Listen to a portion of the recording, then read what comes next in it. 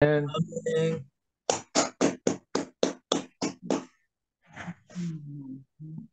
오늘 뭐 선미가 얼굴이 환하다 이해하겠다는 뜻으로 이렇게 보이네. 영서는 이해를 못했나? 야?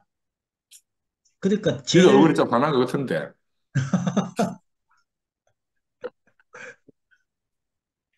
선미가 네가 하다 좀 해봐라.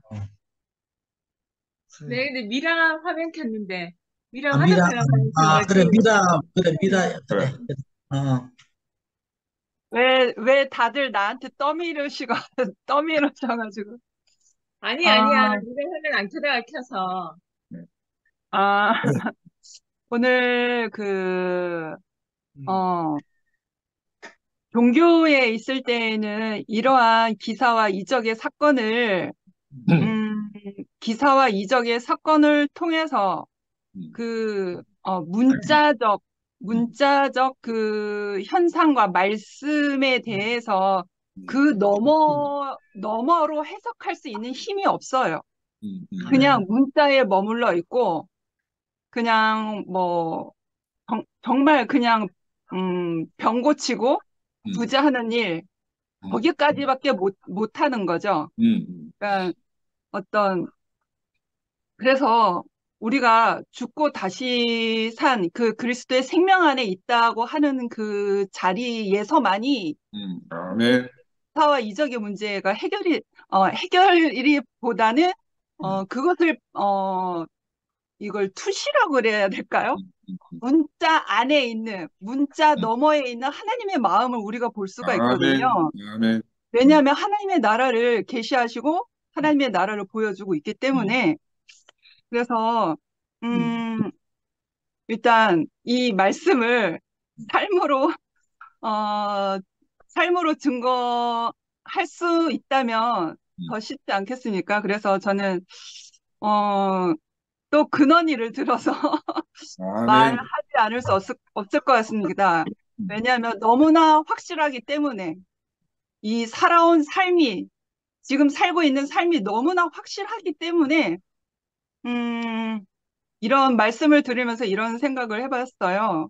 음, 근원이 엄마는 하는나 자매잖아요. 음, 제 바로 밑에 동생인데, 만약에, 우리가 하나님을 모르고 예수 음, 그리스도를 모르고 세상 사람이라고 생각을 했을 때에, 음, 생판 세상 사람이라고 했을 때에, 내 태중에서 태어난 그 생명의 귀한 아들이 어찌할 수 없는 그 절박한 운명으로 태어난 근원이라고 생각을 했을 때 그것을 어떻게 뛰어넘을 수 있을까요? 그래. 그러니까 그 세상에서 보면, 내 태에서 나온 그 아들이, 모든 절망을 가지고 있는 그 아들이라면 음, 세상으로 살지 못하는, 어, 사람 취급, 이렇게 조금 격하게 말하면 사람 취급도 못 받을 버려질 아이일 텐데, 늘 언제나 내가 말씀이 없고 그리스도가 없으면 늘 사망일 거예요. 늘 사망이고, 어둠이고, 무서움이고, 음, 두려움이고, 그 모든 어둠과 그 칠흑 같은 어둠이 엄마를, 음. 은나자매를 엄습했을 거예요. 아멘. 그래서 그런 말씀 있잖아요. 창세기 1장 1절 말씀, 어, 그, 땅이 하나님이, 아니, 수면의 흑암, 깊은 위에 있다. 땅이 드러나지 흑암이 못해서, 깊음 위에 있고, 네네네, 흑암이 깊음 위에 있다. 말씀이 갑자기 생각이 안 났어요. 음, 우리가 땅이 드러나기 전에는, 음, 말씀이 있기 전에는 음, 땅은 깊은, 음, 수면의 깊음 위에 있었잖아요. 음, 그러니까 인생이 그리스도를 알지 못하고 하나님 말씀을 음, 없는 사람으로 그냥 태색적으로 그냥 세상 사람으로 음, 그냥 종의 멍에 매여서 세상 권력 아래서 그냥 어쩔 수 없이 사는 인간으로서 음, 그리스도와 그 말씀이 없다고 하면 근원이의 인생을 어찌할 수 없이 태어난 근원이 엄마 은나자매는 그런 상태였을 거예요. 음, 그런 음, 상태. 그런데 내가 이제는 죽고 다시 산 그 그리스도의 생명이 내 안에 있잖아요. 그러니까 아멘. 제가 은나 자매를 도와서 또 음, 근원이를 도와서 이렇게 오병 이어 음, 이어는 음, 아까 오빠가 그 이어를 음. 갑자기 텍투스, 텍투스, 맞아요. 헬라어 위로 텍투스. 하나님을 사랑하고 음, 음, 이웃을 음, 사랑하는 그 음, 그리스도인을 말하는 거잖아요. 그럼, 그 마가복음 장용성 목사님은 음, 어 돕는 음, 돕는 거 음, 돕는 자리. 음, 그러니까 그 하나님을 사랑하고 이웃을 사랑하는 음, 그러한 마음이 그러한 음, 그리스도가 내 안에 있기 때문에 음, 근원이를 돕고 은나 자매를 도와서 음. 정말 그 칠흑 같은 뭇에서 어둠에서 그 수면 안에서 끌어내온 바가 되었거든요. 이건 내 힘이 아멘, 아니라 아멘, 그럼. 나에게는 살아있는 그리스도의 생명이 있기 때문에 음, 그래서 무리를 오늘 이제 오병이어와 같이 무리를 걸으심도 같이 음, 말씀하셨잖아요. 음, 어, 그러니까 내가 그 그리스도의 생명이 내 안에 있어서 음, 찌륵 같은 어두움 속에서 어두움과 두려움과 공포와 그런 것으로 뒤덮인 인생을 이렇게 올려서 무리를 같이 걷고 있는 거죠. 아멘, 무리를 아멘, 걷고 있는 거예요. 왜냐하면 우리에게는 어둠과 음, 두려움과 공포가 다 걷어졌기 때문에 그 그리스도의 아멘, 생명으로 인해서 그래서 지금 잘 음, 살고 있지 않습니까? 아멘, 언니 오빠들이 봐도 잘 알겠죠.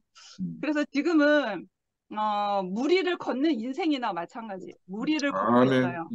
내가 또 그리스도를 모르고 말씀 모르는 인생으로 다시 돌아가면 음, 물속으로 빠져드는 베드로와 같이 음, 잠깐 동안 물속으로 빠져드는 그런 인생이 되겠죠. 음, 그러나 제가 근원이와 같이 그 생명수 안으로 주님 뜻대로 하옵소서, 내 뜻대로 마오시고 주님 뜻대로 하옵소서 그러한 예수의 마음처럼 그 음, 그리스도 안에 새 생명으로 음. 우리는 이제 뛰어들었단 말입니다. 이제는 아멘, 두려울 것이 없어요.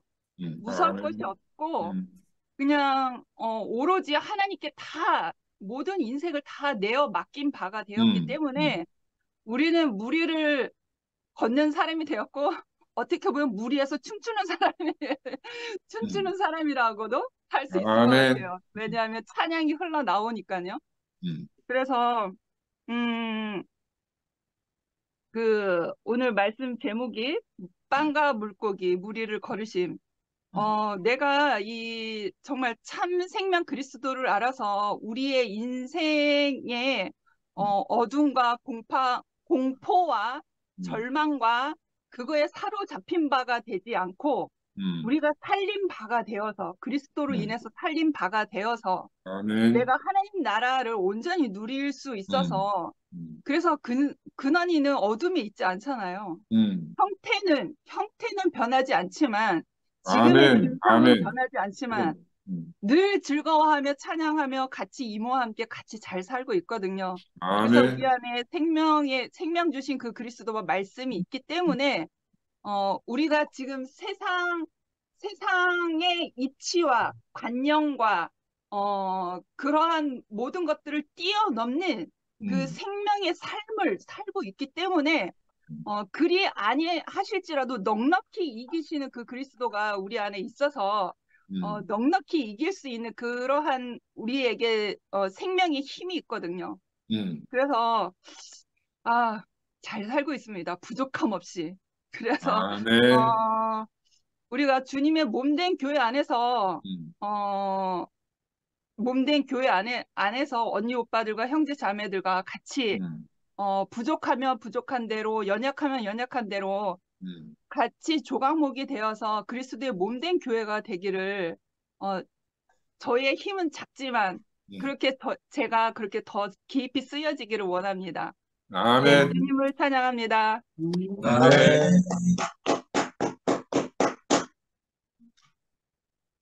제가 할게요. 어, 그럼 오빠 말씀 듣고 또 미라 간증을 들으니까 진짜 이 중모임이 이제 오빠가 말씀으로 빵을 음, 들고 음, 축복하고 음, 떼어서 나누어줘서 음, 12강줄이 음, 또 그리고 7강줄이가 남는 현장이 지금이구나. 아멘. 정말 아멘. 부끄럽고 넉넉하구나. 너무 신기하고요.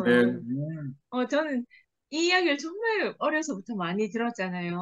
그럼. 이게 기적으로만 알았기 때문에. 근데 대구에 왔을 때 한 번 그 말씀을 들었을 그 기억이 나는데 이런 기적이 있을 수 있나? 아멘. 어쩌면 음, 그 어린아이가 도시락을 가져왔다는 건 그 당시 사람들이 도시락을 다 싸갖고 다녔을 것이다.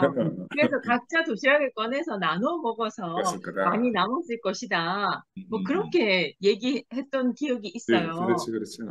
근데 그때도 그렇게 생각할 수도 있구나 이렇게 생각을 했는데 오늘 오빠 말씀 들으니까 이렇게 한 줄이 쫙 깨지면서 너무 신기하고 이렇게밖에 표현할 수 없었다는 것도 신기하고 거기에 담긴 의미가 너무 놀라워요. 그러니까 모세를 이야기하려고 그러니까 그 당시 그럼. 사람들은 모세를 너무 잘 아니까 그렇지. 그 예수를 표현하기 위해서 그 모세를 그 대입해 왔다는 게 너무 신기한 거예요. 아멘. 그러니까 그 빵과 물고기를 먹이고 우리를 걸으신 것이 그 모세의 이야기와 그 예수 이야기와 이렇게 너무 똑같이 그럼.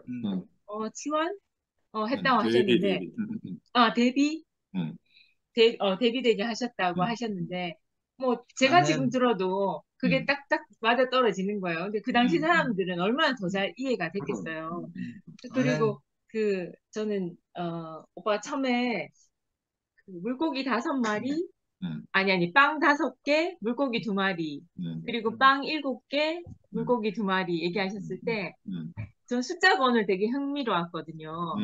근데 그 5가 그 모세 오경이라고 하셨잖아요. 그 당시 사람들이 계속 이렇게 되뇌었던. 근데 그게 영의 양식이잖아요. 말씀이 영의 양식이다. 아멘. 주여. 그래서 이 5는 그 영의 양식을 이야기한다. 아멘. 빵이니까 먹는 거니까 영의 양식이어서 빵 5개라고 얘기한 것이다.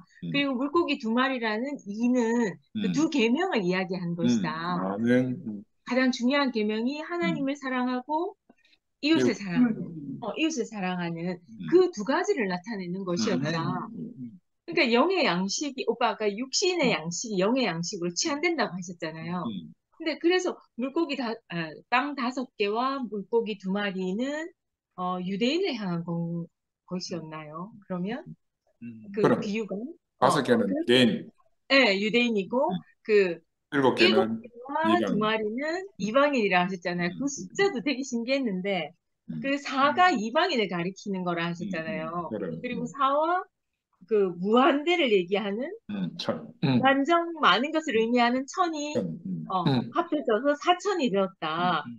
그것도 너무 신기하고 아멘. 7이 이방인을 가리키는 말이 전 유대를 둘러싼 그 7제국이라는 말을 줄 몰랐거든요. 그러니까 이게 우리대로는 전혀 이해할 수 없는 말인 거예요. 그렇지. 그 당시의 문화와 역사를 모르면 전혀 모르는 거예요. 아멘. 그래서 아까 그 이방 제국을 쭉 얘기하시는데 이 비유가 왜 필요했냐? 그 예수 한 사람으로 유대인과 이방인 온 인류의 그 그렇지. 영적인 굶주림을 모두 해결하기에 충분했다. 이 아멘. 이야기를 하려고 이 2가지 비유가 있었는데 저도 옛날에는 이게 빵이 5개였는데 왜 7개지 여기는 이렇게 생각한 적이 있었거든요. 다시 막 찾아보고 5병2여인데 이거 7병2여는 뭐지 뭐 이렇게 생각했었거든요. 근데 이게 그걸 나타낸다는 걸 전혀 몰랐고 오늘 그러니까 오빠가 그러니까 2가지 얘기하셨잖아요. 아멘. 5천 명이 먹은 사건은 외딴 곳이지만 유대 지역에서 있었던 일이고 그 2번째는 이방인 지역에서 있었던 일이다.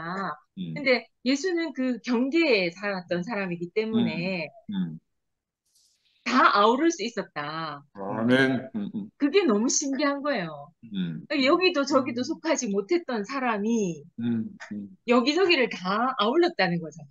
아멘. 그러니까 예수의 생명이 마지막에 오빠 예수의 생명이 있는 곳에서는 요동함이 없다. 그래서 물에 빠지지 않는 거 같아요. 아멘, 아멘. 그때 저희는 이제 배워서 알기로는 베드로가 예수님을 똑바로 쳐다보고 걸어야 되는데 밑을 보고. 없다가 있잖아요. 이렇게 옆에 바람이 불어서 이렇게 바람 부는 걸 쳐다봤다는 거야. 그래서 빠졌다 그랬거든요. 그래서 오직 주님만 바라봐야 한다. 이렇게 결론을 내렸었거든요. 근데 주님을 바라봐야 하는 건 내 의지잖아요. 그럼. 내 의지로 바라봐야 되는 거니까 의지가 사라지면 못 보는 거라 상황과 형편에 따라 못 볼 수 있는 거잖아요. 근데 저는 사실 마지막에 이 복종이 좀 어려웠거든요. 이제 이거 아빠란다. 오빠가 조금 더 말씀해 주시면 좋겠는데 그 의심 없는 복종이란 말이 저한테 조금 어려워요. 근데 아까 미라의 이야기를 들으니까 오빠 아까 말씀하셨던 그 예수의 생명이 있는 곳에는 요동함이 없다. 그래서 그 예수의 생명이 우리의 인생을 다 덮었을 때 내가 예수 안에 온전히 포함될 때 나 화난 거잖아요. 그래서 요동함이 없나? 이 부분에서는 조금 어려웠어요. 그러니까 왜 무조건적인 순종을 요구하신다 하시는 이 말씀도 조금 어려웠어요. 근데 이 부분만 제가 조금 어려웠고 대신에 오빠 제 서두에 두 갈씩으로 말씀하셨잖아요. 결국 이 이야기는 예수가 우리의 인생에 참 양식을 주시는 분이고 또 그분 자신이 참 양식이시고 그 바닷물이 세상을 상징한다 하셨잖아요. 그래서 그 세상의 권세를 발 아래 두어서 복종시켜서 하나님 나라를 회복하기 위해서 오신 분인 것을 나타내기 위한 말씀이다. 아멘. 처음 이렇게 시작하셔서 사실 그 말씀만으로도 충분하다 생각했거든요. 이 비유를 통해서 그 예수가 우리에게 이런 의미구나. 우리 온 인생의 참양식이 되시고 또 세상을 발 아래 복종시키는 그래서 하나님 나라를 회복하게 하신다. 그 말씀만으로도 너무 충분했거든요. 그리고 경계 너머로 우리를 부르신다 했잖아요. 왜냐하면 예수님이 거기 계시니까. 그래서 아멘. 바다에서 아멘. 우리를 부르실 때, 그러니까 우리를 걸으실 때, 그 예수를 향해 가는 것도 그 예수 자신 안으로 부르시는 거라고 저는 아멘. 생각이 들었거든요. 그러니까 우리 자신의 생명으로 하나님을 살리고 나타내는 예수였기 때문에 우리도 지금 우리 자신의 생명으로 하나님을 나타내는 거다. 그 말씀도 너무 아멘이 됐고요. 지금 우리가 그 오빠 말씀, 저는 개인적으로 오빠 말씀을 오늘 다 들으면서 진짜 마태 속에 들어가서 예수를 경험하는 것 같았거든요. 그리고 오빠 말씀 중에 그 은혜로 인하여 믿음으로 말미암아 이렇게 그 말에서 은혜를 쏙 빼고 이제 믿음으로 말미암아 그 말만 부각됐다 하는 말도 아차 싶고 정말 전적인 하나님 은혜구나. 아멘. 그리고 아멘. 진짜 이 두 가지 비유가 예수 자신을 나타내려고 예수님을 더 온전하게 우리의 구원자임을 나타내기 위해서 그 모세와 비유하기 위해서 이렇게 연결해서 표현했다는 게 너무 신기하고 또 선명해요. 그러니까 오늘도 역시 오빠 말씀은 다 듣고 나면 딱 예수가 딱 남아요. 그리고 오늘 오빠가 그 형제들하고 같이 식사하신 얘기를 하셨잖아요. 근데 그게 바로 성만찬식이고 떡을 떼고 나누는 그 장소였다. 그 상황이었다. 현재적으로 그렇게 말씀하시니까 너무 제가 마음이 이렇게 막 설레고 지금 이런 우리의 중 모임도 현재적인 그런 성만찬이고 예수를 나누고 예수의 생명을 풍성하게 나누는 현장이구나 그렇게 생각되어서 너무 감사합니다. 아멘. 찬양합니다. 무조건적인 복종이라는 거는 나도 이제 우리 사람이 이성적이니까 여러 가지 이유를 들어서 자기 이유를 댈 수 있는 거예요. 그 성경에서 예수가 이제 뭐 부르면 뭐 시집 가야 된다, 장가 가야 된다 하는 합당한 이유가 있다니까. 합당한 이유. 이 부르심 앞에는 어떤 이유도 용납이 안 된다는 거예요. 예수의 부르심 앞에는. 근데 우리는 반드시 그 틈새를 노려요. 이래서 저래서 두 가지 이유가 있어. 아까 베드로도 야, 무리를 걸을 수 있겠나 하는 의심을 상식적으로 가질 수가 있는 거라. 사람은 어, 무리를 못 걷잖아. 우리가 네네네. 어? 물을 다스릴 수 있다. 이제 의심이 들어가면 반드시 어, 우리는 이제 베드로처럼 실패한다. 나는 어, 의심 없는 믿음이 불가능하지 않겠어요? 나 그래서 그니, 이 의심 없는 믿음에 대해서는 내가 최근에 보네프 책을 좀 읽어보면 야, 이 사람은 자기 음, 목숨을 버린 거거든. 거의 2차 그니까. 세계대전 끝나기 전에 죽었는데 그 정말 예수를 위해서 자기 전부를 바친 사람. 그리 아멘. 궁극적으로 관심이 있는 사람. 그 예수만 있는 사람이더라. 궁극적으로 아멘. 모든 관심이 예수에게만 초점이 되어진 사람. 바로 음, 예수가 바로 그 아버지에게만 모든 관심이 주어진 음, 사람이지. 음, 모든 관심. 음, 궁극적 음, 관심. 그래서 다른 음, 일체의 것들은 자기 인생에서 눈에 보이지 않는데 우리는 사실 이제 음, 힘들지. 그래서 매일마다 네네. 우리를 부르신 주님 앞에서 거의 내가 교만할 수도 없고 자만할 수도 없고 항상 음, 우리가 아무것도 아니라는 사실을 그 앞에서 발견하는 거야. 나는 항상 음, 그가 명령하시는 것을 기다릴 수밖에 없고 그가 음, 부르시는 부름에 우리가 늘 이제 아멘. 기다림 속에 있는 거다 하는 나는 그런 의미고 이게 음, 믿음과 복종이 다르지 않다. 그래서 왜냐하면 믿음은 천당 간다 하는 것 때문에 나온 거야. 믿음은 천당 간다. 그 믿음은 천당 음, 가는 게 아니고 믿음에 따르는 바로 그게 복종이다. 십자가로 가시는 것 자체가 믿음만 음, 가지고 있는 게 아니고 전적인 복종, 그 순종이라고 표현하기도 음, 하지만 음, 이 두 가지가 같이 있는데 우리는 이원적 사고 안에서 믿음 따로 복종 따로라는 거야. 음, 그 자꾸 음, 분리해서 생각하기 때문에 음, 그 사이에 우리가 음, 송사를 늘 받게 되고 사탄이 틈새를 아멘. 하고 들어올 수가 있다. 그 믿음과 복종은 음, 하나다. 음, 믿음이 없으면 복종이 있을 수가 없지. 자세히 생각해 보면 그래. 그 아멘. 복종이라는 거는 100% 믿음 안에서 일어나는 거야. 100% 믿음 안에서. 음, 음, 나 설명이 충분히 됐는지는 모르지만 음, 왜냐하면 우리는 합리적으로 다 빠져나갈 구멍을 찾아요. 네네네. 합리적으로 음, 하여튼 빠져나갈 구멍이 있다니까는. 근데 그런 구멍을 음, 아예 싹 없애야 되는 거야. 무조건 아멘. 예수 음, 부르시고 우리는 그 앞에 순종하는 게 음, 우리 인생이다. 아멘이죠. 음. 아, 오빠 보충 음, 그 설명을 들으니까 음, 이해가 돼요. 그러니까 여기 이걸 뒤에 말씀하셔가지고 제가 좀 음. 어려웠는데 앞에서 말씀하셨던 오빠가 죽은 자는 죽은 자에게 장사 그럼, 지내게 하고 너는 음, 나를 따르라 음, 그럼, 하셔서 오빠가 부르시면 얘기하셨잖아요. 음, 그 음, 음. 예수는 오늘도 우리를 부르고 계신다. 아멘. 아멘, 이 부르심보다 인생에 복된 것은 없다. 이 아멘, 상황이랑 그럼, 연결하니까 오빠 아까 그 합리적인 의심, 음, 음, 합당한 의심, 음, 이성적인 의심, 음, 충분히 음, 그럴 수 있는, 우리한테 있을 수 있는 그 이유조차 그럼, 그게 이제 빠져나갈 구멍이 된다는 그럼, 건 거죠. 그러니까 그런 걸 다 없앤 게 복종이라는 건 거죠. 그럼, 그렇게 연결하니까 음, 이해가 됐어요. 제가 감사합니다. 하겠습니다. 음, 음, 음. 음, 복종에 대해서 이야기하겠습니다.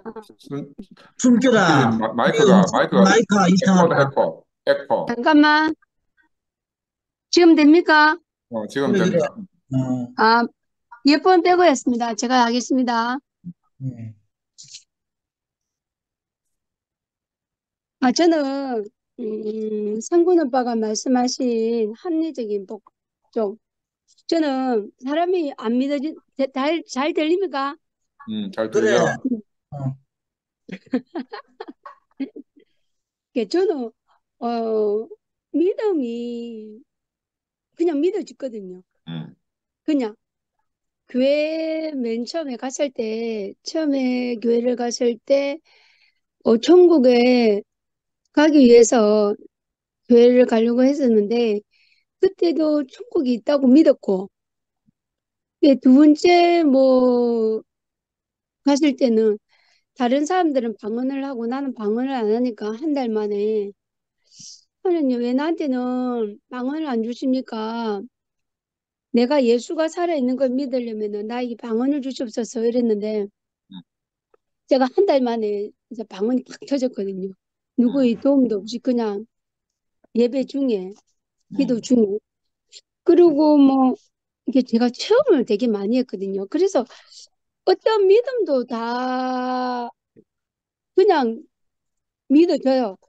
그리고 내가 기도를 했을 때 어두운 밤길에도 주께서 나의 어두움을 밝히사 길을 보여주시옵소서 했을 때 진짜 내 가는 길 한쪽에만 딱 내 가는 길에만 다른 데는 다 깜깜하고 내 가는 길만 대낮같이 환했거든요. 근데 그런 영적인 그거 믿음 있는데 대구에 왔단 말이에요. 내가 암만 그런 이적을 체험을 해도 안 되는 거예요. 저는 오병이의 역사도 믿거든요. 그냥 믿어져요. 그냥 의심 하나가 없어요. 그냥 믿어져요. 근데 여기서 복종이 안 되는 거예요. 복종이 도저히 나한테 안 되는 거예요. 아버지께서 나를 먼저 옮기면 네, 가겠습니다. 이거는 되는데 다른 복종이 안 되는 거예요. 그리고 사람한테의 복종도 안 되는 거예요. 그리고 성격도 복종이 안 돼요. 그렇게 해갖고 다른 사람들 무시하고 뭐 그랬었는데 제가 암에 걸리고 난 다음에 연세은혜 황 원장님을 딱 만났단 말이에요. 황혜경 원장님을 만났거든요. 그 원장은 첫마디가 나를 섬겨라 이러는 거예요. 나를 섬겨라. 무조건 나에게 복종해라. 근데 뭔데 내랬어. 속으로 뭔데 이랬어. 자기 말에 100% 복종이라는 거예요.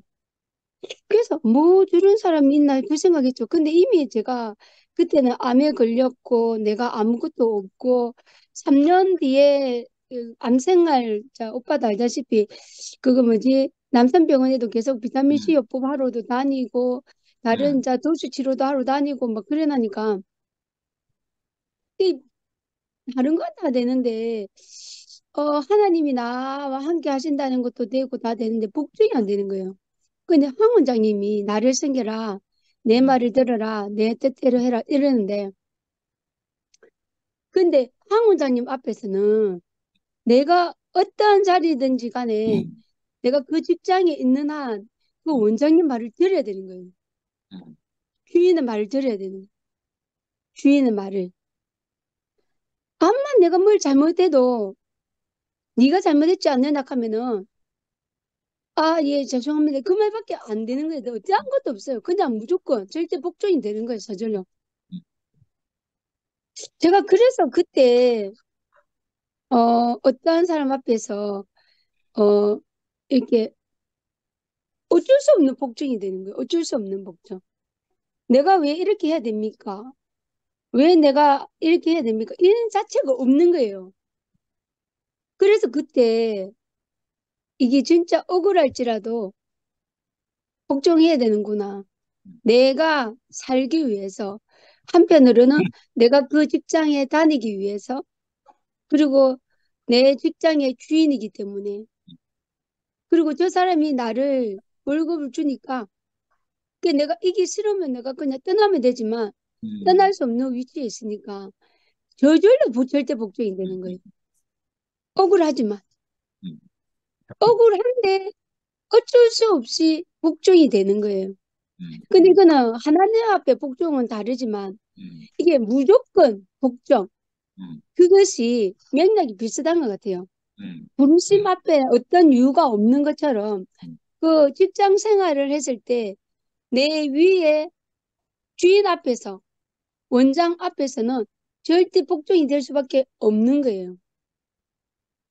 이게 제가 성격이 지금은 좀 많이 좀 보시기에 좀 유순해졌지만 사실 기질적으로 유순한 사람이 사실 아니잖아요.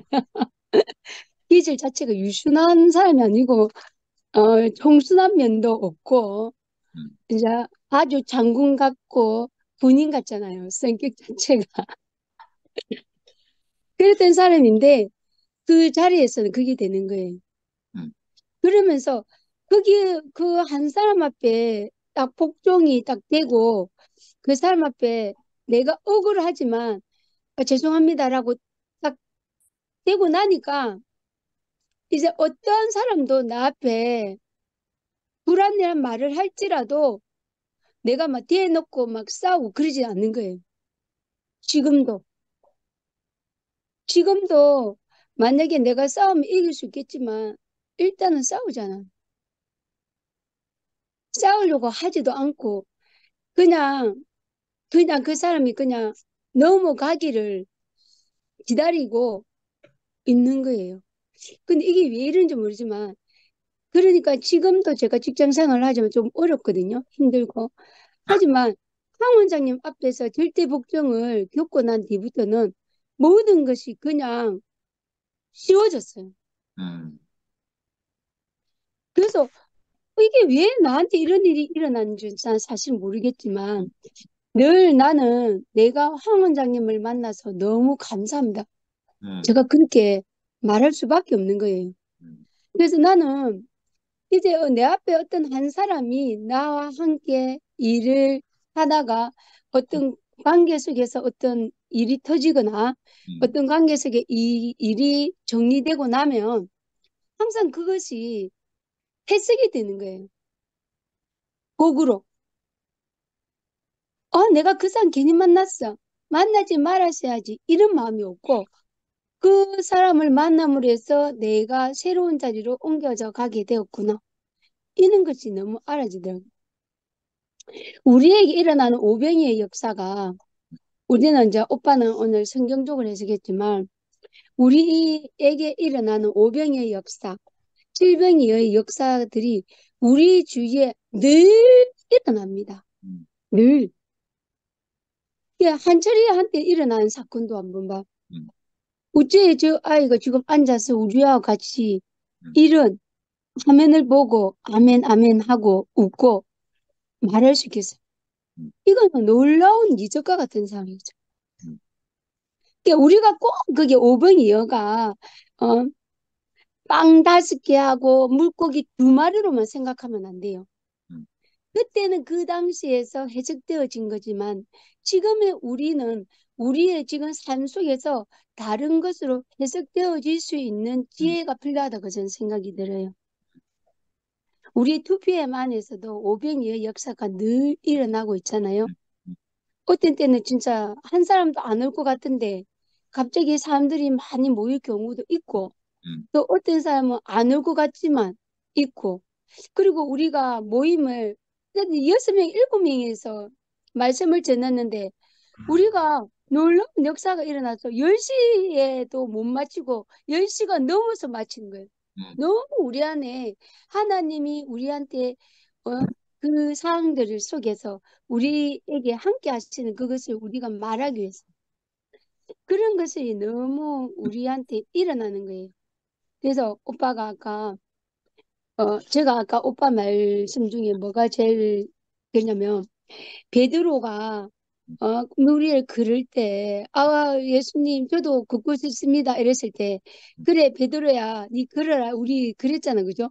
근데 베드로는 그 봐 나밖에 없어 하면서 어찌되면서 지가 탁 뛰어내서 걸어놓단 말이야. 하지만 얘 자체가 100% 믿음이 없어. 우리 한철이처럼 100% 믿음이 있어야 되는데 100% 믿음이 없고 걔가 60%밖에 믿음이 없는 거야. 그러니까 40%니까 떨어지지 막 빠질 수밖에 없지. 근데 막 허우적거려. 그 예수님이 손잡아 일으키잖아. 근데 그리고 배에 데리고 왔어. 근데 이 또한 이 사람이 나중에 예수를 부인할 수 있는 그 자리일 수밖에 없는 거지.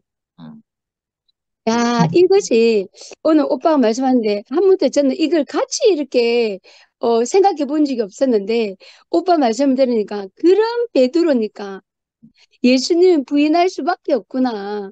왜냐면은 100%가 안 되니까 100%가 우리를 믿고 따라야 되고 100% 복종하고 그래야 되는데 그 100% 복종하는 그것이 없으니까 예수님은 부인할 수밖에 없지.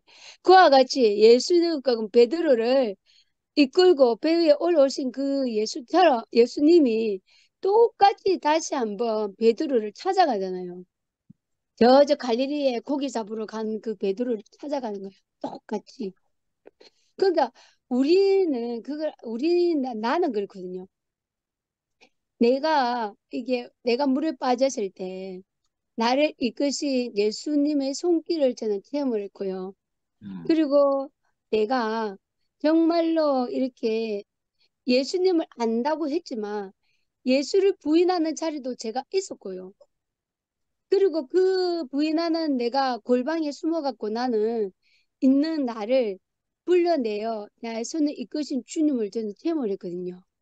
그와 같이 우리의 각각의 사람들은 이렇게 예수님을 체험하고 있는 것 같아요. 그리고 미라도 조금 전에 권은이를 통해서 예수님이 함께 하신 그 자리를 말했던 것처럼 우리는 성경에 해석되어진 것이 그때 그 당시에 사람들이 이방인이든 유대인이든 함께 하려고 하는 것처럼 지금 우리에게 재해석되어진 예수가 우리와 함께 하는 이 자리가 우리는 늘 체험하고 있는 것 같아요.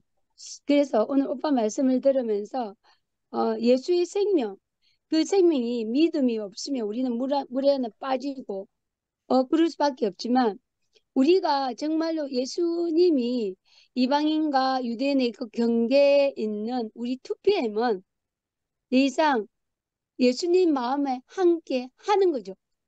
그래서 전 2PM을 사랑합니다. 여기도 아니고 저기도 아니고 갈 수도 없는 우리 입장에서 우리가 뭐 좌우 치우치지 않잖아요. 중심이잖아요. 그러니까 우리 중심된 우리 2PM이 또 시간도 2PM입니다. 밤도 아니고 낮도 아니고 중간 지점 2PM의 자리가 제일 따뜻하거든요. 땡볕도 아니고 그죠? 그래서 와 우리 해필 왜 2PM이라고 했을까? 근데 이 2PM이 정말 우리를 이렇게 싹 감싸는 거예요. 감싸는 것 같아요.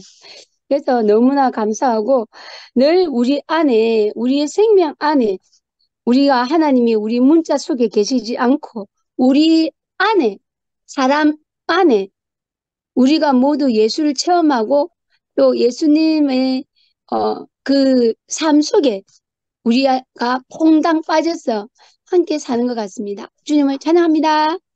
아멘. 손길이 간증 들으면서 내가 이게 말씀에 조금 오해가 생길 수 있는 건데 아까 우리 선미가 믿음과 복종에 대해서 이야기했는데 내가 아까 에베소서에 나오는 말씀 그 은혜로 인하여 믿음으로 말미암아 구원을 받았다 그랬거든. 근데 이게 이제 믿음을 잘못 오해하면 이게 신념이 돼요. 신념이 그 은혜로 인하여 그 은혜 안에서 생긴 믿음이기 때문에 믿음은 내게서 출발한 게 아니라 그 은혜 안에서 생긴 믿음이고, 그래 은혜 안에 있는 믿음이기 때문에 이 은혜 속에서 우리는 100% 복종하는 사람이 되는데, 이게 아멘. 은혜 안에서 시작하지 않은 믿음은 의심이 생길 수밖에. 베드로는 신념으로 따른 거지, 신념으로. 그렇죠, 그렇죠. 결국 마지막에 가서 버리게 된 거라. 우리가 이 말을 이제 늘 들어도 혼동할 수밖에 없는 게, 자기로 시작한 것은 신념이다. 은혜로 주어진 것은 믿음이다. 이미 믿음 이전에 은혜가 있으니까 그건 우리는 100% 복종할 수밖에 없는 거지. 그리고 숨결이 우리가 2PM이 중심이다. 이게 이제 잘못하면은 우리가 교만하고 자만하게 되는 거야. 우리는 중심이 아니야. 우리는 중심이 아니, 아니고 제 끊임없이 생각에 변방이야, 변방. 우리는 전방, 변방에서 정말 주님이 오시기를 간절히 기다릴 수밖에 없는 그런 사람들이라. 아, 근데 우리 의식 그러면 속에 우리 정정하겠습니다. 그런 것에 있으면 그게 바로 우리 말을 듣는 사람들은 우리를 오해하게 되는 거예요. 우리는 지금 주님의 은혜가 아니면 하루도 살 수 없는 사람들의 모임이라고. 그지? 네, 아멘. 그지? 그래서 오늘 네, 주제하고 좀 수정하겠습니다. 벗어났지만 믿음과 복종이라는 그런 의미에서 믿음과 복종이라. 네? 믿음 네, 에게서 있는 게 아니고 전적으로 그분의 은혜라. 우리는 지금 은혜가 없으면 하루도 살 수 없는 사람들이 여기 모여 있어. 아까 그 아멘, 그런 이모하고 우리 한철이 선미잖아. 은혜가 없으면 하루도 살 수 없거든. 하루도 살 수 없어. 아멘, 그래서 매일마다 우리가 아무것도 아닌 자리에서 그분의 은혜를 기다려. 그 은혜를 기다리는 사람은 무조건적이지. 무조건적. 아멘. 아멘. 보충 설명을 드렸습니다. 아멘. 아멘. 감사합니다. 장로님, 광수 모처럼 나왔네. 광수야. 예, 안녕하세요. 배경 멋지다. 상관님이 그 말씀하신 거 앞에 못 들어서 오늘 마태 얘기했습니까? 마가 얘기했습니까? 마태. 둘 다 아, 똑같아. 저는 저도 좀 논리적이라 하기엔 좀 그렇지만 이제 상관님이 충분히 설명하셨지만 아까 모세오경 이 토라잖아요. 음. 토라인데 그게 이제 형이 이야기했듯이 바빌로니아한테 망해가지고 바빌론으로 끌려가가지고 음. 유태인들이 거의 이제 자기들의 역사적 배경이나 멸종 위기에 왔을 때 맞아. 자기들의 정체성을 확립하기 위해서 그렇지. BC 6세기인가 그때 이제 모세 오경을 걔들이 집성을 했잖아요. 그렇지. 집성을 해가지고 이제 왔는데 우리나라 따지면 뭐 단군 신화라고 표현하기는 그렇지만 유태인의 정체성을 표현한 구약이었지. 구약이었는데 이제 신약은 제가 생각할 때 예수가 죽고 다 있었던 이야기잖아요. 신약 자체가. 예수가 먼저 올 것을 얘들이 신약이 예언한 게 아니고 그렇지. 예수 사후에 생긴 그렇지. 일인데 그러면 유태인들한테 왜 예수가 필요했을까? 지금 그 사람들한테 지금 마태나 마가나 이런 사람들한테 왜 예수가 필요했을까 생각해 보면 그 예루살렘이 이제 로마한테 박살 나잖아요. 박살 나가지고 이제 걔들은 이래 생각했을 수도 있잖아요. 우리가 지성소나 성소에 들어가면 하나님이 우리를 죽여버릴 거잖아요. 그 제가 생각할 때 로마 군인들이 막 쳐들어와가지고 예루살렘을 박살낼 때 구약을 믿었던 유대인들은 아마 그 옆에 감람산입니까? 그 산 꼭대기 올라가가지고 저것들 다 죽을 거라고 그렇게 기대하지 않았을까요? 근데 박살난 거지. 완전히. 그래. 완전히 박살나니까 얘들한테 문제가 생긴 거지. 그렇지. 그렇지. 믿어왔던 구약에 대한 믿음이 박살나버린 거잖아요. 그리고 이 상태에서 얘들이 그러면 이런 민족적인 문제를 도대체 어떻게 수습해내야 될 것인가에 대한 그렇지. 고민이 있었던 거죠. 고민이. 음. 그래서 이제 그 바울 같은 경우에는 이제 예루살렘에 안 있었고 이방에서 이제 뭐 서신만 계속 보낸 거지. 계속 예수 교회만 만드는 사람이지. 교회만 만드는 사람인데 마가는 이제 그때 이제 필요했던 거지. 그게 거꾸로 이제 이야기를 맞춰보면 음. 예루살렘이 망한 원인을 만들어줘야 되는 거예요. 그렇지. 안 그러면 예루살렘이 망했다는 게 그 자체로 가버리면 유태인한테는 엄청난 문제가 생기거든요. 그래서 예수가 죽기 전에 예루살렘 올라가가지고 그 예루살렘 성지는 장사하는 곳이 아니다 하면서 제사상을 뒤집고 장사꾼들을 다 쫓아냈잖아요. 그게 실은 명분을 제시해 준다고 생각을 할 수 있거든요. 너가 이따위로 이래 했기 때문에 그 지금 로마인들이 쳐들어와서 이렇게 박살나는 것도 당연하다는 것을 거꾸로 추론해서 예수가 그렇게 하는 행동이 유대인들한테 명분을 제공해 주는 거지. 명분을 제공해 줘 가지고 그 예수 그리고 반대로 아까 형님이 이야기했던 것을 뒤에 사람들이 물론 그 당시에 예수 죽고 마가 같은 경우에는 40년 뒤에 있었으니까 그 당시에 살아있던 사람 중에 예수를 실제로 만났던 사람도 좀 존재했을 거고 그런 이야기를 통해서 이 사람들은 예수를 통해서 유대 민족의 뭔가를 정체성을 만들어내야 되고 이렇게 참담한 현실 속에서 살아갈 길을 만들어줘야 되는 거죠. 그 당시 상황으로 본다면 거창하게 뭐 다른 민족이나 크게 생각하지 않더라도 이제 그거를 이제 지금 이제 우리의 시각으로 그 당시를 해석한다고 보면 그때 예수가 이런 말을 했잖아요. 그 율법을 다 타인 거잖아요. 그 사람 율법에 대한 이야기를 한 개도 한 게 없고 예수의 행적을 보면 아픈 사람 구해주고 병든 사람 구해주고 그리고 가늠한 여자 구해주고 뭉둥이 낫게 해주고 이 사람 했는 행동을 쫙 돌아보면 전부 다 그런 이야기밖에 없는 거죠. 그리고 자기가 온 이유가 너같이 정상적이고 훌륭하고 건강한 사람을 위해서 온 게 아니고 아픈 자, 병든 자, 낮은 자를 위해서 내가 왔다고 그렇게 이야기를 하고 있는 거지. 이해하고 있는데 그러면 제 같은 경우에는 이제 반대로 믿음이 없는 자거든요. 그동안 교회는 제가 중학교 때 뭐 초등학교 도 다니고 중학교 때 문뜨문 다녔지만 아까 숨결 누나가 이야기하는 그런 거는 저한테는 도저히 받아들일 수 없는 이야기들 한 개도 한 가치도 교회를 다녔지만 저는 창세기도 믿을 수가 없었어요. 창세기도 믿을 수 없는데 그게 문자 그대로 해석은 저한테는 한 개도 적용 들을 수가 이게 뭐 소설도 아니고 만화책도 아니고 뭐 허구도 아니고 이래 생각을 했는데 이게 이래저래 방황하다가 삶의 이유라든지 존재에 대해서 고민도 좀 많이 하다 보니까 어디서 해결이 됐는가 하면 저는 대구교회에 와서 이게 해결이 됐어요. 이게 이열래 목사님의 말씀 속에서 일정 부분 해결된 게 많아요.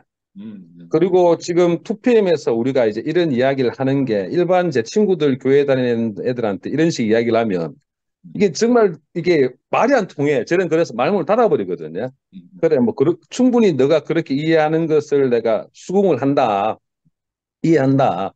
그래 이야기하는데 그러면 이 예수가 도대체 그 뒤에 사람들이 그 예수에 대한 이야기를 하면서 우리한테 전해주고 싶은 것들이 과연 무엇이었을까? 그다시 참담한 그 유대 땅에서 예루살렘도 망한 땅에서 그 사람들한테 삶의 희망이라든지 그런 걸 제공해야 줘야 될 참담한 생각이잖아. 비전이란 핑계도 없는 그런 상황에서 그 예수를 통해서 이제 그 유대인들한테 희망을 줬듯이 지금 이게 이제 그 아까 형님이 말씀하셨듯이 이제 세계로 넘어간다. 이방인의 땅에 왔을 때 이걸 우리한테 어떻게 적용을 시켰을까라고 생각을 해보면 저는 교회에 왔을 때 조금 전에 이제 미라 근원이 이모 미라 그리고 선미 한철이 부부 그리고 숨결 누나 이런 그 교회 형제들을 통해서 실은 제 의문이 제 스스로는 해결이 안 되는 문제들을 해결해 주는 것 같아요.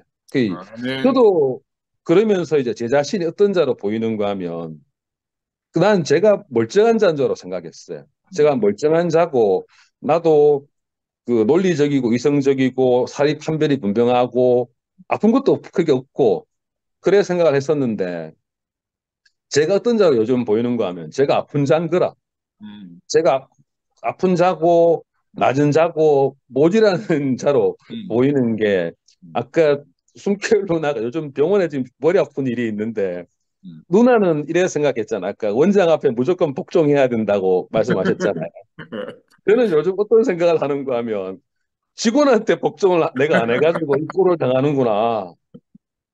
이런 생각이 든다니까요. 이 직원들의 발단이 근거가 뭐냐면 야간 진료를 하마자리 됐는데 근무 시간을 다른 걸 줄이고 받아들이지 못하겠다 하더라고요. 2명이.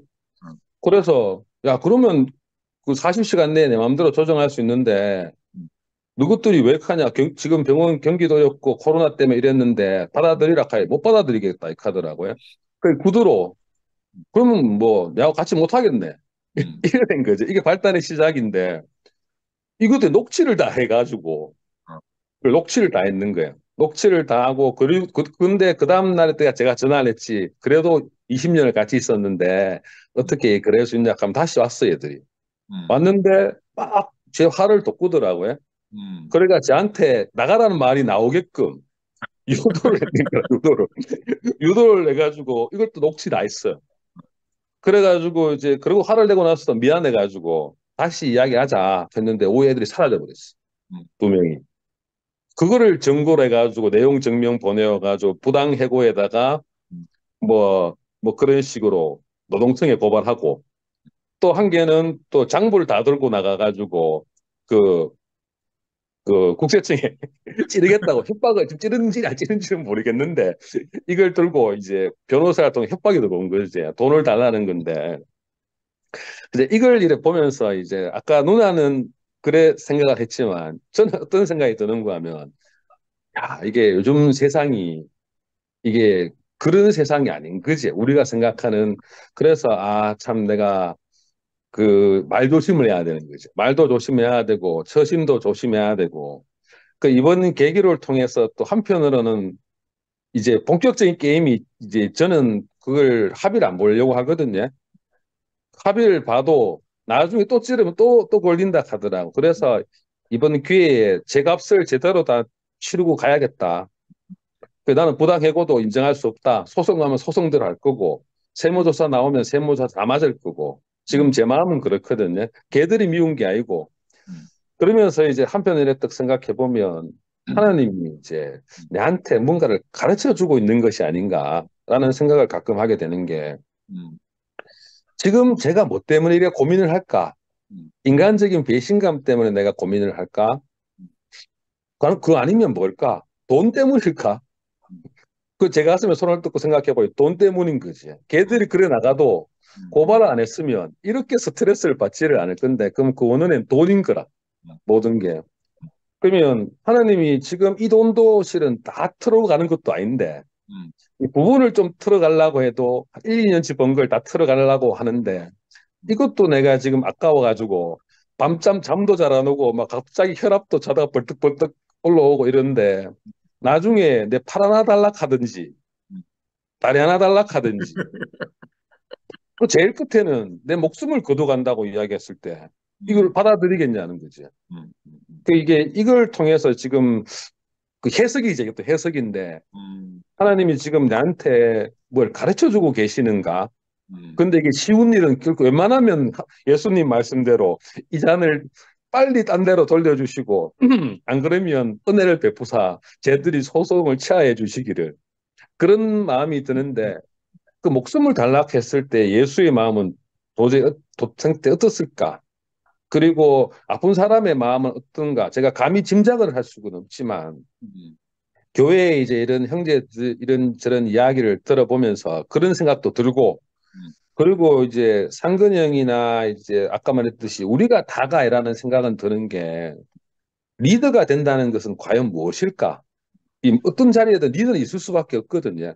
같이 평등하다고 이야기를 하지만 그 저쪽에서도 이제 이열레 목사님 입장도 이래 생각을 해보면 이 딱 수용한다는 것이 이게 실은 쉽지 않은 일이라는 부분이 들 것 같아. 자기 정체성의 문제도 있을 수도 있고 그러면 배가 이렇게 가고 있는데 이제 폭풍우를 만났는데 그러면 선장이 다 살려야 되니까 이 배를 같이 죽자고 가야 될 것인가? 한쪽에 이제 무게가 물이 차가지고 과다한데 그럼 내가 선장 입장에서 한 3분의 1은 바다에 젖던지고 3분의 1을 살려야 되는가? 정의란 무엇인가에 딱 예, 집중돼요. 그런 문제인 것 같아. 이게 그러면 이게 종교적인 문제로만 당장 생각하게 되면 다 죽어야지. 다 죽어야 되는데 그거에 전에도 이게 문제가 생기는 게 뭐냐면 내 혼자 죽는 거는 문제가 아니라는 거지. 내 혼자 죽는 거는 문제가 아닌데 그럼 이 배 안에 나를 믿고 따라오는 사람들이 다 내 또래면 또 괜찮은데 애도 있고 갓 결혼한 사람도 있고 그런 사람들이 다 있다면 내 혼자 죽는 것만으로 이 문제가 과연 해결됐냐는 그런 문제가 생기거든요.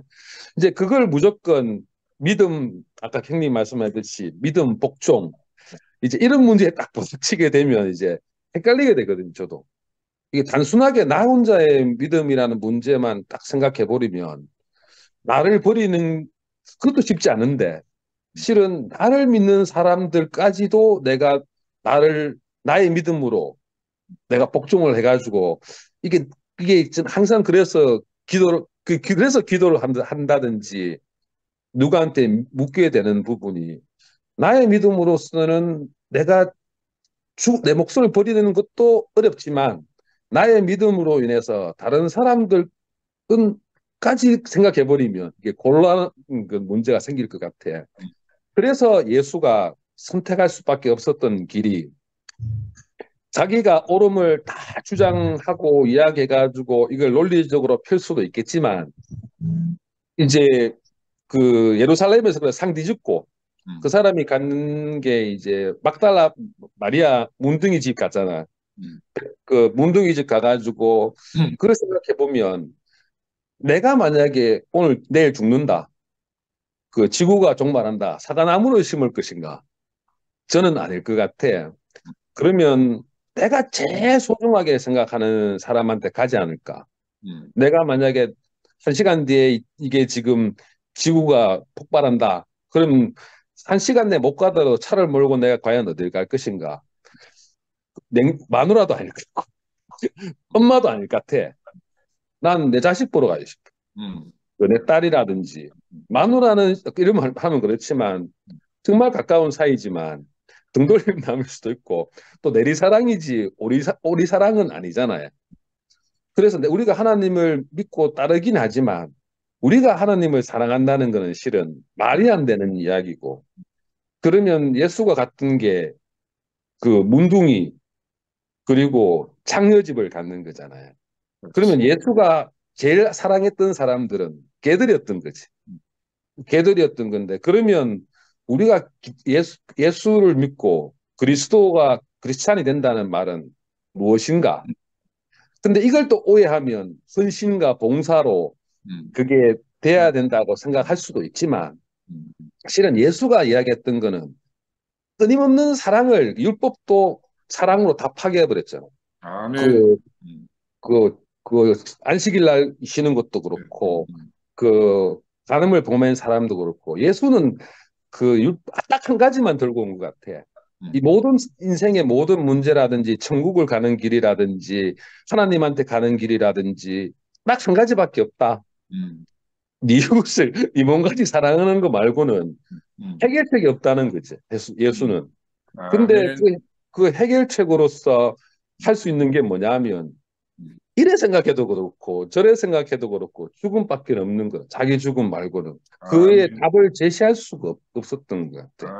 예수를 그런 죽음을 두고 이제 바울이나 이런 사람들은 그걸 이제 사람들의 궁극적인 목적, 천국을 간다든지 인생의 문제를 해결하는 걸 갖다가 이제 뭐냐면 그 십자가에 달려 죽은 예수라는 그 찰나의 모습만 딱 해가지고 이게 뭐냐면 불교시 이렇게 하면 돈수합니까? 뭐 한 방에 빵 해결해 준다든지 안 그러면 한 방에 이 모든 문제를 다 풀고 가는 것처럼 이야기하지만 그 사람이 예수가 살아온 과정을 쭉 본다면 실은 바울도 이해되는 부분이 오죽 답답했으면 십자가에 매달린 예수만 이야기를 했을까?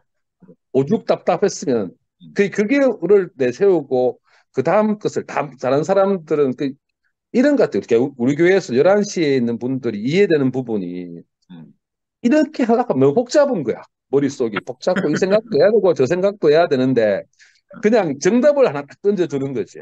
딱 던져주고 십자가만 딱 보면 드라큘라가 사라지듯이 십자가 앞에 매달린 예수만 딱 쳐다보고 그게 나다 동일시하는 순간 인생의 모든 고민이 해결된다고 믿는 거지, 제 생각에는. 그리고 자기 동일시를 하는 거고. 그런데 실은 이 길은 제가 봐서는 제 입장에서는 쉬운 길은 아닌 것 같아. 이 길이. 오늘도 집에 들어가 상다리 부술락 하다가 지금 치과와 앉아 있는데 배경을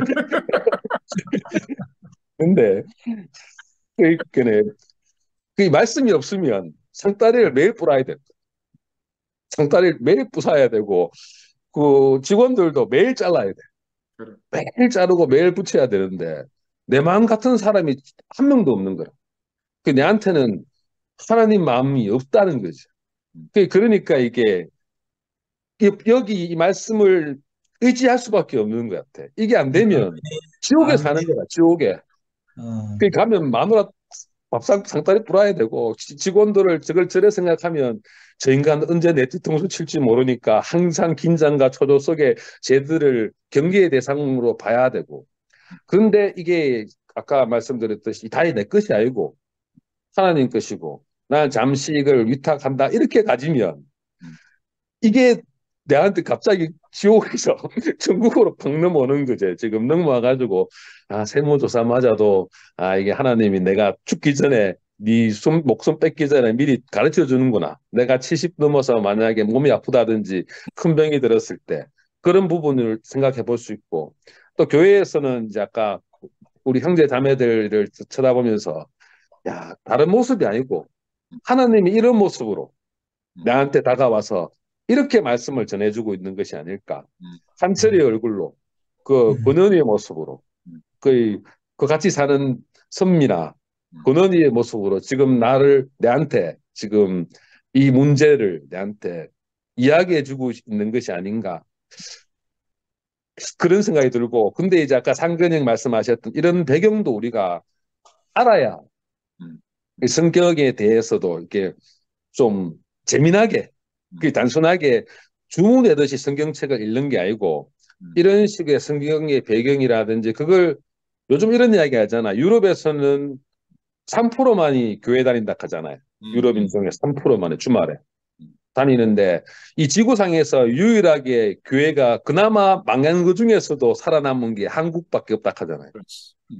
미국에서는 흑인밖에 없다 하고 한국인 한국밖에 없다 하는데 실은 예수가 그 당시에 그게 혁명을 일으켰다고 보면 예수 혁명이지 따져보면 예수 사랑이라는 이름으로 율법을 판 예수 혁명이듯이 아까 상근형이 말씀하듯이 우리가 작은 미랄이 돼서 그 예수 다음을 우리가 이야기를 해야 되는 것이 아닐까. 이 과학이 이만큼 발달됐고 이런 세상 속에서 그 예수와의 하는 이야기를 이 우리 현대 문명 속에서 이런 속에서 우리가 접목시켜 나가야 되거든요. 그 아까 유대 땅 그 구약에서 예루살렘이 망해가지고 신약이 나와가지고 마태, 마가, 요한이 2000년을 이렇게 끌어왔듯이 이제 2000년이 지난 이 시점에서 그 이야기를 똑같이 하면 약발이 안 먹는 거지 이미 AI가 등장하고 빅뱅을 인정하고 이런 세상이 옛날 예루살렘 무너진 것보다는 더 크게 무너진 거죠. 더 크게 무너진 상황에서 구약이 예루살렘 무너지면서 존재하지 할 수 없었듯이 현대 과학 문명 안에서 지금 같은 신약으로서는 그동안 우리 목사님들이 해왔던 이야기로서는 더 이상 약발이 안 통하는 세상이 된 거지. 그러면 우리 내에서 이걸 재해석해내야 됩니다. 재해석해내야 되는 우리 삶 아멘. 속에서 소설이 아니고 실화로서 그게 이제 저는 상근형이 말씀하시려는 그 이야기가 지금까지 그 목요일 날 서로 좀 트러블 있고 영시경하고 트러블 있지만 그 똑같은 상황이 아니었을까요? 구약 시대에서 신약이 들어왔을 때 예수를 내세웠을 때 과연 유대 땅에서 그 예수를 인정해 줬을까? 어디서 말도 안 되는 소리 이야기하고 십계명을 파한다는 이게 말이 되는 소리냐는 게 비난을 안 받았겠습니까? 그래서 예수가 죽은 거잖아. 그럼 지금 이 세상에서도 이렇게 문명이 이렇게 간 세상 속에서 과연 우리는 어떻게 이 문제, 예수의 문제를 하나님의 이야기를 사랑의 이야기를 또 어떻게 풀어나가야 되는 게 우리의 과제가 아닐까 싶어요. 아멘. 아멘. 아멘. 오늘 또 말씀을 드리면서 제 문제는 접씩 날아가고 하늘의 문제를 이야기하는 것 같아서 잠시나마 또 집에 가면 그렇지만 은혜의 시간이어서 형제들이 계셔서 너무 감사합니다. 아멘. 그 아, 영미야. 광수 이야기 있잖아. 잠깐. 광수 예, 예, 이야기 예, 들으면서. 예, 예. 형님 좀 답이 될 만한 거 좀 아니, 현실적으로. 예. 예수가 아버지야 할 수만 있으면 이 잔을 내게서 옮겨 주시옵소서 이렇게 기도를 하고 그렇지만 내 뜻대로 하지 마시고 아버지 뜻대로 하시옵소서 이렇게 했거든. 근데 우리는 이걸 이제 어떻게 하면 할 수만 있으면 이 잔을 내게서 지나가게 해주십시오는 피하게 해달라고 이렇게 이제 이해를 하잖아요. 근데 우리가 지나가게 하려고 하면 받아들여야 되는 거야. 받아들이지 않으면 절대로 지나갈 수가 없다. 근데 우리는 이 성경 그렇죠. 말씀을 자꾸 오해하면 그래서 인생은 피조물이다. 인생은 받아들이는 것이다. 이 말씀 너무 많이 들었잖아요. 근데 예수 앞에 가서 딱 그 말씀을 들으면 그 분리해서 듣기 때문에 받아들여야 돼. 그 받아들이는 게 인생이다. 내게 주어진 것은 다 내가 받아들여야 된다고 생각하면 그래, 받아들이고 살고 있잖아요. 집안에서 일도 마찬가지라. 집안에서 일도 내가 우리 아버지가 상 날리는 걸 정말 많이 봤거든. 나도 목사님 만나서 교회 와지 않았으면 나도 뭐 상만 날라갔겠나. 근데 이제 나는 우리 이야, 교회 만나가지고 우리 병원에 여러 가지 이제 뭐 미션 이런 거 정했는데 핵심 가치 중에 첫 번째가 정직이라 정직. 그 내가 직원들 신입 직원들 늘 해마다 뽑으면 제일 먼저 이야기하는 게 그거라. 정직이 뭐냐? 거짓말 안 하는 거냐? 그거 아니다. 니도 이기적이고 나도 이기적이다. 우리 이거 시인해야 된다. 니 나를 위해서 병원에 안 들어왔지? 나도 너가 위해서 병원 지은 거 아니다. 니는 니를 위해서 병원에 왔고 나는 나를 위해서 병원을 지었다. 근데 두 이기적인 인간이 만나서 생산성을 높이는 게 이 조직이다. 그지? 그래서 내가 이제 그거를 아주 충분히 이해시키죠. 충분히 이해시켜주고 나는 절대로 니를 위해서 병원 안 한다. 니도 마찬가지로 나를 위해서 안 할 거다. 니는 니를 위해서 살아. 나는 나를 위해서 살고. 그렇게 하려고 하면 어떻게 해야 되나? 우리가 정말 그 합리적으로 원칙에 맞게 해야 되는 거야. 그래. 광수가 이번에 이제 이 사건을 지나면서 이제 한번 그렇게 두드려 맞고 나면 그걸로 새롭게 딱 정비가 돼. 새롭게 시작하지 않으면 안 돼. 그럼 나는 처음 시작할 때부터 그랬거든. 처음 시작할 때부터 뭐 지금도 원칙. 퇴직연금 이런 것부터 싹 내가 생각하는데 시도 뜨던 이야기했다고. 왜냐하면 지금 이 통하는 이게 10년 뒤엔 통한다고 생각하면 안 된다. 지금은 상식적으로 통할지 몰라도 관용적으로 10년 뒤에는 절대로 안 통하니까 지금부터 원칙대로 해. 그리고 내한테 물어볼 필요 없다. 내가 정해진 미션, 핵심 가치 여기에 따라서 해라. 그 나도 틀릴 수 있다. 나도 인간적이니까. 그럼 누가 내한테 항의해야 된다. 그지? 그래서 뭐 따라다니면 감시할 필요가 없이 만들어. 그리고 이제 왜 우리는 인간적이니까 좀 있잖아. 야, 저게 내하고 몇 년 동안 살았는데 이럴 수 있나? 근데 그게 안 통해. 절대로 안 통하기 때문에. 나는 근데 정말 예수를 알고, 아까 이제 조항수가 정의 잘해줬잖아요. 하나님의 사랑, 인간, 이웃 사랑인데, 사실은 하나님을 보이지 않으니까, 우리 하나님 사랑을 알 수가 없잖아. 근데 요한 1서가 거기 나와 있잖아. 우리가 곁에 있는 사람, 형제를 사랑하는 게 하나님 사랑하는 거다. 근데 거기에 매몰되면 하나님을 잊어버리니까. 우리 이 두 개가 항상 균형을 가져. 내 존재의 근원이 하나님이다. 우리의 존재의 근본을 잊지 않고 이웃을 사랑하는 사랑이 진짜로 온전하게 하나님을 살아내는 거지 않나. 나한테 광수 들어가 너무 반갑고 좋네.